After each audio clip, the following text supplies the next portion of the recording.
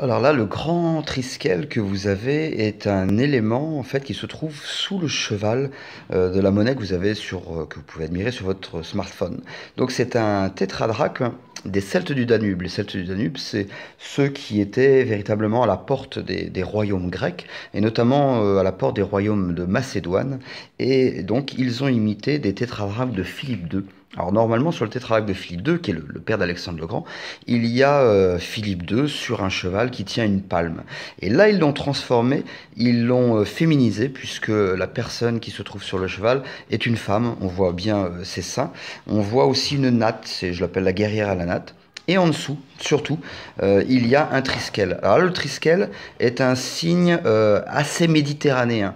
On le retrouve beaucoup sur des monnaies grecques méditerranéennes. C'est pas tellement un signe gaulois, hein. Autant le svastika est gaulois, ou même, il est même plus ancien, à l'âge du bronze et au néolithique, mais le triskel vient véritablement du monde méditerranéen, et ce sont les Celtes du Danube qui les premiers les ont mis sur leur monnaie, et après certains peuples de la Gaule les ont également mis sur leur monnaie. À noter quelques lettres de la légende, donc normalement Philippe, et qui en grec, il reste devant le cheval un L, et entre les pattes le Phi. Voilà.